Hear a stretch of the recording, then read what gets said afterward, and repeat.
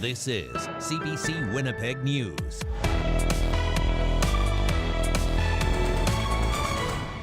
Good evening. Thanks for joining us tonight. Peguis First Nation called a state of emergency today. Even though the Fisher River largely stayed within its banks this spring, the community is still dealing with the effects of previous floods. As CBC's Bartley Kivas reports, the Cree and Ojibwe community in the Interlake is demanding immediate action over a severe shortage of housing. So we have to use these buckets in order to keep the floors dry. It's moving day for Aaron Cook and Shania Stevenson. This young Peguis couple isn't getting a dream home, but this empty room in a makeshift homeless shelter. I talked to housing to that. They said they were going to give me a bed. This is a condemned former school. The roof is leaking and there's mold on some of the panels. Yet, because the housing situation is so acute at Peguis, it's being used as a homeless shelter. Right now, 8 people are living here. The conditions are less than ideal for Shania Stevenson. Pretty tough, I would say, especially for someone who has asthma too. Or for Jace Garson, who's unable to stay with his children. I can't bring my kids in and all that here because it's condemned in here. The conditions in many Peguis homes aren't much better. Hundreds have been condemned due to damage incurred during floods in 2011, 2014, 2017, and 2022. Hundreds more need to be repaired or replaced. The shortage of adequate housing means 784 Peguis residents displaced during those floods cannot return home because there's nowhere for them to live. Our community has endured devastating floods, with the most recent in 2022, which has left a lasting impact. Peguis Chief Stan Bird filed a $1 billion flood damages lawsuit last week against the federal and provincial governments and 2 municipalities upstream. Today, he declared a state of emergency to demand immediate action on housing and flood protection. When we look at other countries, for example, when an event of a catastrophic nature happens, there's some form of intervention. Young people aren't the only ones affected at Peguis. Alice Thomas is a Peguis elder. The foundation on her home is shifting and her basement has mold. She said she hopes she can get a new house on a higher ridgeline so she won't have to spend any more time living in Winnipeg hotels during future floods. The last time we flooded, I was moved 5 times in 1 month. Thomas says it's hard living in hotel rooms. It was chaos. Every time I was settled in my room, I had to move. Chief Bird says the housing shortage has had spin-offs, including a spike in mental health crises and domestic violence. CBC News has asked for comment from Indigenous Services Canada and the provincial government. Bartley Kivas, CBC News at Peguis First Nation. Now, just minutes ago, the province said in a statement it's working on what will be a very complex project for Peguis. Jeremy Skibicki's lawyers continue to argue today for a judge-only trial. Skibicki is accused of murdering 4 Indigenous women in 2022. His lawyers are raising concerns about the possible effects of pre-trial publicity on the jury, which was selected last week. They brought in a U.S.-based psychologist to hear how pre-trial publicity might impact juror bias, but the Crown is questioning the relevance of such testimony, given the psychologist is testifying about a jury trial in Canada based on research that focuses on the legal systems in the U.S. Jurors were not in court today. They're expected to start hearing evidence May 8th.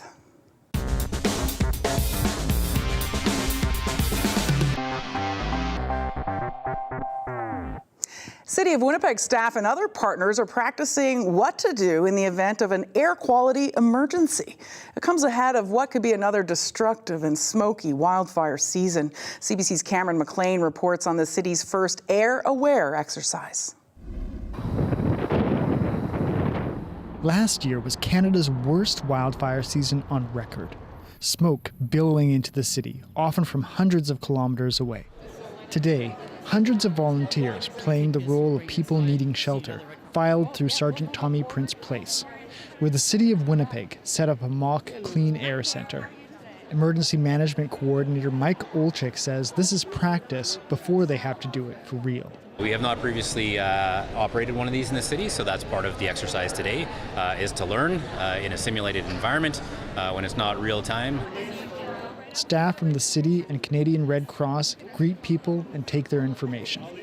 Partners from Shared Health are on hand. along with food services from Salvation Army and a therapy dog from St. John Ambulance. If anyone does come in and perhaps they are susceptible to air quality as a hazard, so maybe they have a heart condition, lung condition, asthma, those kinds of things, then we've got a health assessment capability here. After an abnormally dry winter, the federal government is warning parts of the country, including Western Canada, could face a devastating fire season. With the heat and dryness across the country, we can expect that the wildfire season will start sooner and end later. With experience setting up shelters in other emergencies like floods, the city called on the Red Cross to help with the Air Quality Center. Some people are saying the season is longer and longer, and in our case, there's no really such thing as a response season anymore. It just keeps on rolling into one another. At the center, staff went over what worked and how to do things better. It's just right there coughing out so loud, and the next thing is just to transfer the person to the shared health. Those lessons will help the city come up with a response plan if and when an air quality center is needed. Cameron McLean, CBC News, Winnipeg. A former Winnipeg City Councillor who served for more than 2 decades has died. Jay Eady was the councillor for the Deer Lodge ward from 1980 to 1992, then for St. James from 92 to 2006. His wife tells CBC Eady had battled cancer 3 years ago, but it recently came back. Rhoda Eady says Jay loved Winnipeg and was very proud of the 26 years he served the city. He was also past president of the Federation of Canadian Municipalities and the St. Andrew's Society of Winnipeg. Jay Eady died yesterday morning. He was 76. The province took in a lot of feedback today around crime and justice. It was part of a summit around public safety. But first, the Premier wanted to talk about a little girl he met 20 years ago and why that informs his approach to making Manitoba safer. CBC's Ian Fraze explains. Wob Canoe remembers a little girl with a big grin, showing up for free lunch every day. Canoe was a young man volunteering at the Boys and Girls Club. How come you come here every single day like that? And then she looked at me without pausing and she said, because they don't feed us at home. About 10 years later, Canoe was speaking at a youth correction center. The same girl was there. It's not just that that person ended up on a negative path. It's that we had a chance to reach her. The Premier was at a safety summit hosted by his government. He says there were many opportunities to save her. The Boys and Girls Club was there, the elementary school was there, the high school was there. There could have been a job just down the street. And yet she slipped through our fingers. Unless there's changes, the Premier says some vulnerable youth will keep getting in trouble. And while some folks may debate the merits of stepping in where some parents may not be, the reality is, if we get stuck in that debate, we are going to condemn another generation of Manitobans to repeating the same trajectory. The summit audience was filled with people who get it. Leaders in community, policing, and crime prevention. Police can't solve every safety problem in the community. Dave Dalal says police need help from others. It's absolutely critical that we partner with folks in the community who can take a piece of the safety challenges. One advocate wants more focus on prevention. The biggest thing we can do in Manitoba if we want to prevent crime is support parents and families. The government hopes what's said at the summit will lead to new ideas. A provincial public safety strategy will be released in September. Ian Fraze, CBC News, Winnipeg. We see a lot of personalized license plates in Manitoba. It's a way of putting a personal touch on your ride. A retired soldier from Brandon has a very emotional connection to a plate he's been fighting for since last year. MPI finally approved his request on the 3rd try, just as CBC started to report on it. CBC's Zubina Ahmed brings you his story. Timothy Yakubovich wants a personalized D-Day license plate for his motorcycle. He says it is the best way to honor his late father, a Second World War veteran who was on Juno Beach when it was invaded on June 6, 1944, also known as D-Day. To his dismay, Manitoba Public Insurance denied this plate. D-Day, and then D-Day with a hyphen, day, was actually denied because they stated it was indicating relation of violence and or organized crime. Yakubowicz had applied for the license plate first in August 2023. In January, he got his first letter of rejection from MPI. Yakubowicz sought the help of an MLA and wrote a second letter to MPI, which was denied again. He then appealed for a third time and finally got the approval this week. It was definitely a struggle, and I don't know, going up to the registrar, and if that was rejected, it would have been, I don't know, like your third strike, you're out.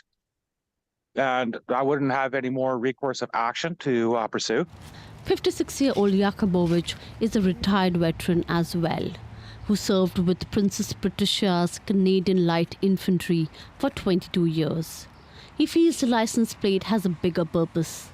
It's not to honor my dad, but it's to show the respect of the veterans that served, past, present, and future. And me as a soldier, I've lost a lot of friends over time. Yakubowicz says his dad would have been proud of his determination. Zabina Ahmed, CBC News, Winnipeg. Let the bug battle begin. City crews have started their annual attack to prevent mosquitoes from sucking the fun out of summer. Larvicide dings started this morning. The city has 4 helicopters and ground crews to spray thousands of hectares of standing water with low-impact products. They'll also use drones. Conditions are similar to last year when mosquito counts were low. People can register with the city if they don't want their property sprayed.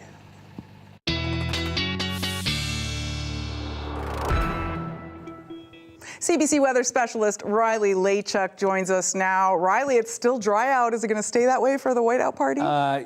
Good chance that as we get toward the end of the game, Emily, we could see some showers rolling in. So, yes, if you have any outdoor plans tonight, you might want to pack an umbrella just in case. Temperatures right now, we're sitting at 13 in both Winnipeg and Brandon, which was what I had in the forecast for today. So pretty seasonal, a few degrees below that seasonal mark, but still a pretty good afternoon nonetheless, at least in the Red River Valley. Dauphin at 14 right now. And you can kind of see where the cooler air is. Ice, of course, still on the lakes in Manitoba, so that kind of dragging our temperature down through Gimli and Victoria Beach, and temperatures close to freezing through parts of northern Manitoba. It's what is coming, though, that is going to make us a little bit wet as we get into the evening and into the overnight period. So you can see here just in the southwestern corner of Manitoba on the border with Saskatchewan and North Dakota that we do have some of that rain starting to move in. This part of a Colorado low that is making its way northeast through the Dakotas, through Minnesota, will clip us through the evening into the day tomorrow.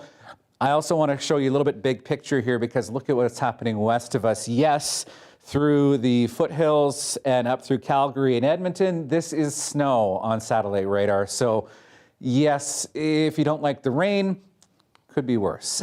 No real accumulating snow, at least in the forecast here for Manitoba, but we could see some light flurries as we get into the next couple of days. Looking at the forecast here as we get into the day on Wednesday, starting with periods of rain here in the Red River Valley, a first sort of push of rain through the Westman region, and yes, could see some flurries first thing in the morning on Wednesday through northern Manitoba. Best chance comes through the Parkland and the Riding Mountain region, the higher elevations, especially with temperatures cooling down as we get into the overnight period Wednesday into Thursday, that we could see some of this falling as snow through parts of western Manitoba.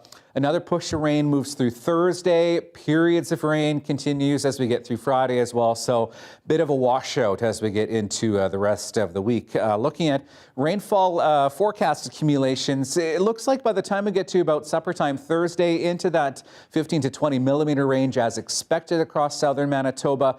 Snowfall, yes, a lot of this will be melting on contact, but can't rule out a few centimeters by the time we get to the overnight period Thursday into Friday. So looking at a low of 5 Could see a few showers developing overnight tonight. First thing in the morning, 6 degrees in Winnipeg. Better chance of some showers through the morning. Continuing into the afternoon, periods of light rain, 14 degrees. Northeast winds at 10. Looking at Thursday, 13 degrees. A bit cooler for Friday, and then we bounce back up again. Emily, 12s and 14s for the weekend. Sunshine returning, and maybe some more rain in your 7-day forecast. Those details just ahead. That looks great. Thank you, Riley. You're welcome.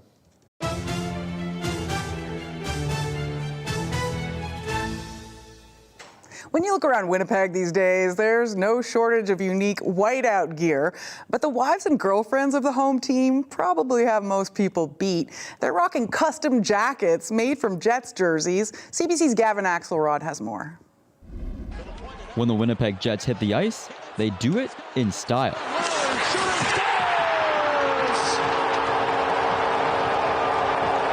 But off the ice, their partners are giving them a run for their money. So it is a hockey jersey made into a cropped little puffer jacket. It's very warm because it's Winnipeg. The jackets are inspired by Taylor Swift and Brittany Mahomes, who wore ones made from Travis Kelce and Patrick Mahomes jerseys at a Kansas City Chiefs game.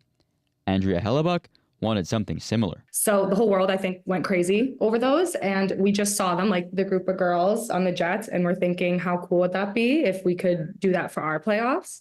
The wife of Jets goalie Connor Hellebuck, she contacted Michigan-based clothing designer Anika Rodricks. She started making them in early March and finished just in time for playoffs. I didn't even think twice. I didn't know how I was going to do it, how it was going to work, the logistics, but I was just like, yes, I can do it. And it just went from there. But getting all those white jerseys wasn't as easy as scoring an empty netter. I don't know who worked their magic, honestly. I didn't have anything to do with sourcing the jerseys, but they ended up being able to find enough for our jackets here in Winnipeg. It took Rodricks almost a day to make each one. First, taking the jerseys apart, cutting them up, then sewing it all back together. All 21 jackets will be on display at Game 5. We're like family. We all get along so well, and it's such a good group of girls. So doing stuff like this is so fun for us. Rodricks hopes the team and her jackets soar all the way to the Stanley Cup final. Gavin Axelrod, CBC News, Winnipeg. Still to come, it's a die-hard Jets fan's dream. We'll take you into the home of a super fan who's dedicated his basement to the team. That's coming up after the break.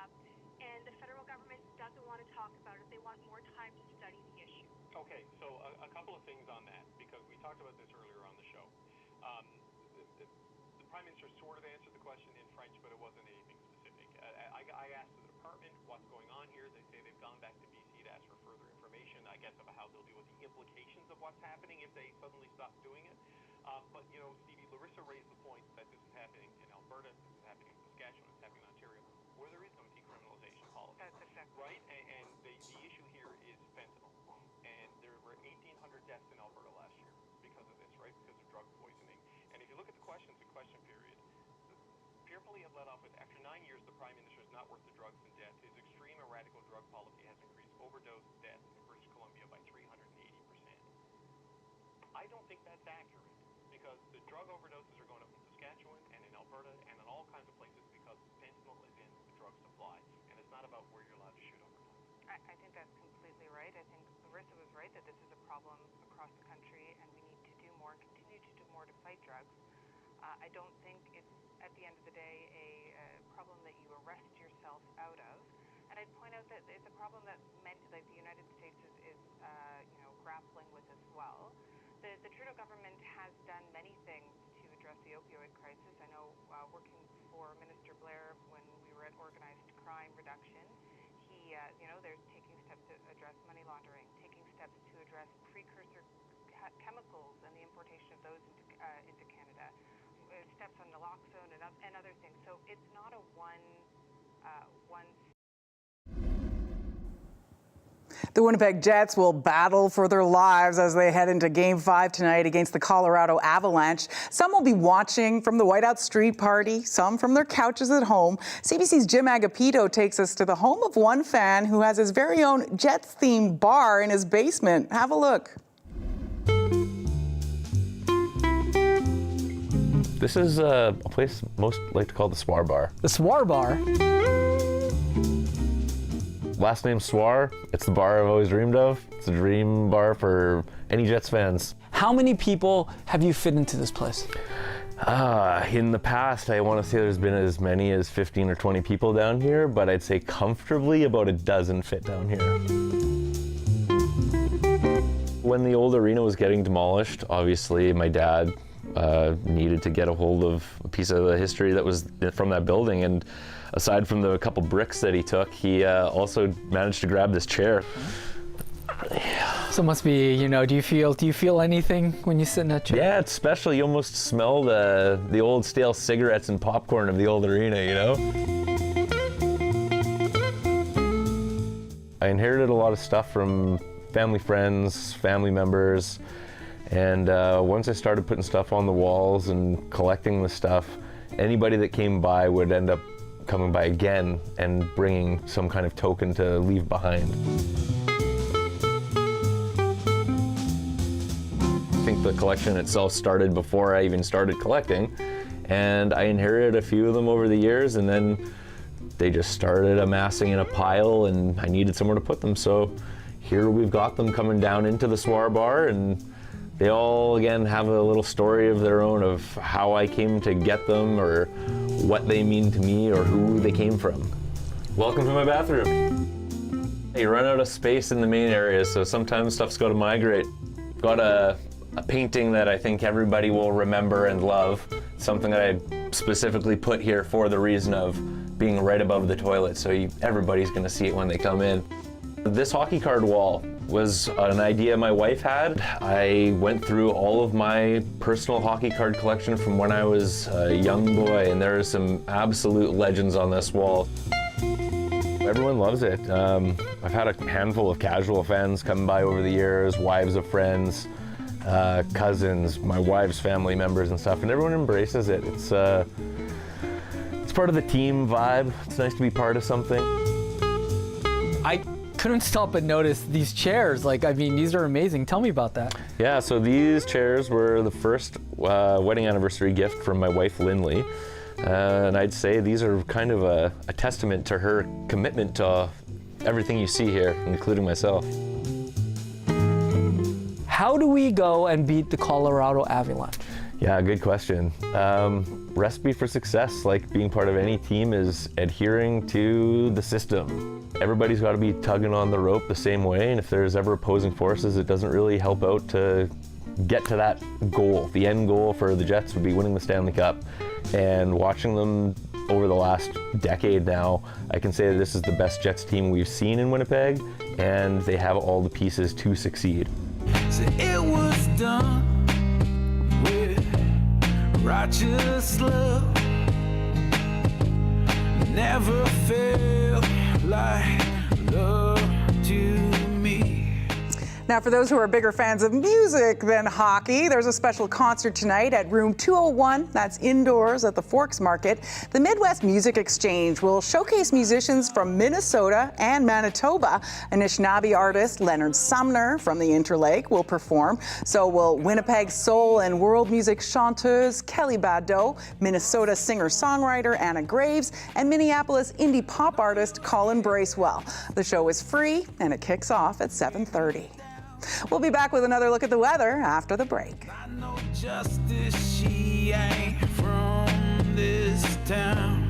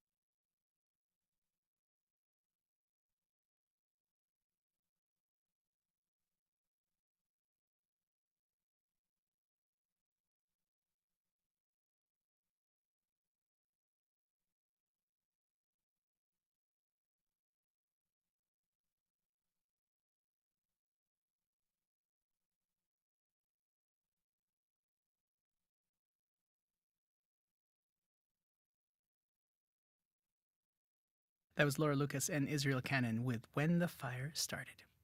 Just about 3 minutes before the top of the hour here on Up to Speed on CBC Radio 1. Let's head to our CBC local news desk, and Rosanna Hempel joining us now. Good evening.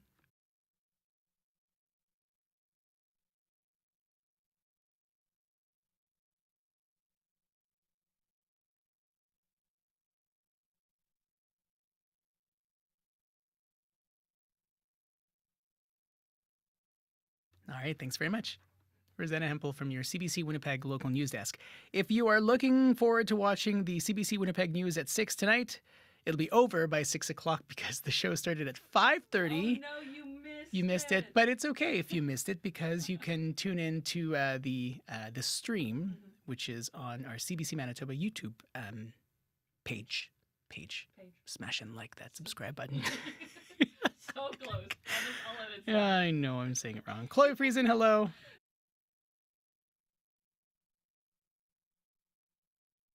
What is it? It is oh, right. Winnipeg Jets this evening. Hockey. So,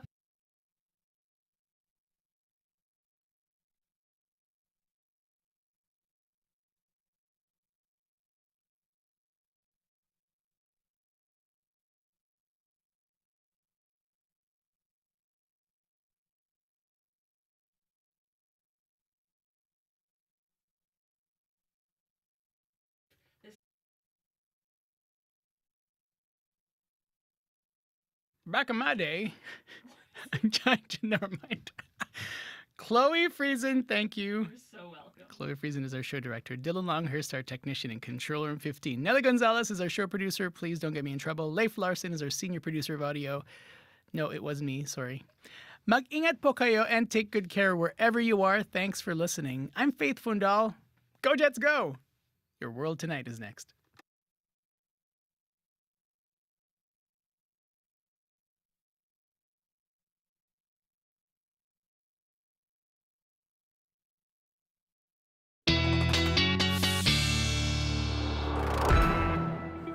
Well, look at your dog walking forecast for your Wednesday. Yes, might be a little bit dreary as we get through the day tomorrow. This is Clara. Thank you, Kristen, for sending this one in. You can always send your pet photos to talkback@cbc.ca. Yes, as mentioned, we're looking at a pretty dreary day tomorrow. Clouds build in, and we see periods of rain as we get through your 7-day forecast. 9 degrees for Friday. Could see a little bit more rain as we get through into Monday. 15 degrees.